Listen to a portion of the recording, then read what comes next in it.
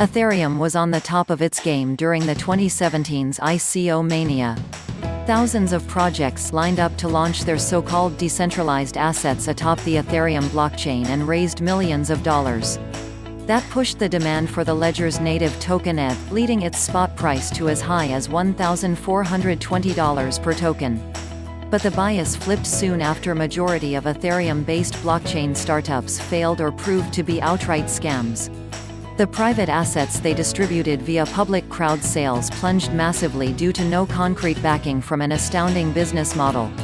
That again had a proportional impact on ETH, whose value started plummeting in response. By December 2018, the token rate had dropped to as low as $89.90. During its rise, Ethereum attracted a majority of its investments from investors who held Bitcoin, the native cryptocurrency of the world's leading blockchain project of the same name. By February 1, 2018, ETH had surged by more than 430% against Bitcoin. One can say that the first decentralized cryptocurrency lost a lot of investors to its young competition. Nevertheless, the end of ICO mania prompted investors to leave ETH for good. Many of those went back to the good old fiat currency markets. Others, who wanted to stay again inside the world of cryptocurrencies, switched back to Bitcoin or new, promising blockchain projects. As of July 16, 2019, ETH was trading 83.77% down from its all-time high against Bitcoin. That, in turn, happened due to Bitcoin's growing dominance in the cryptocurrency market.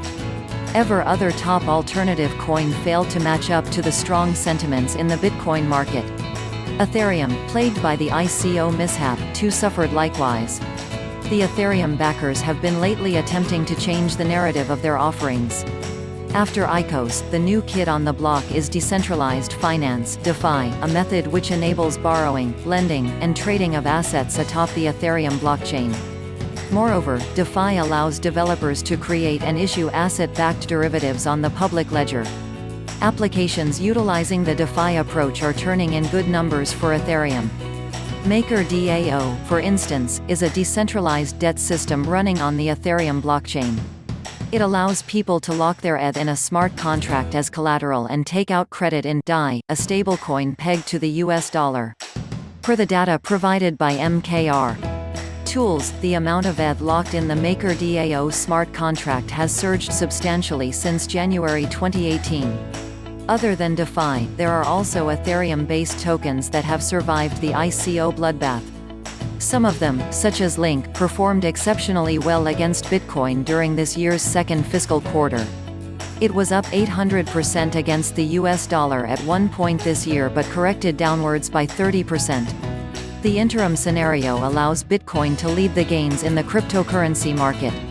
The halvening event next year, institutional adoption, and an organic approach to obtain a global regulatory standard are all creating a right environment for investors to test Bitcoin.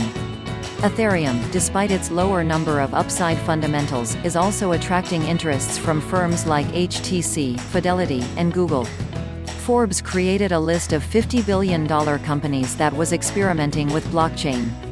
24 firms out of them were testing Ethereum, including ConsenSys, Citigroup, Coinbase, and others. The next couple of years could decide where Ethereum stands in the race of best blockchains. As of now, it remains the second to Bitcoin.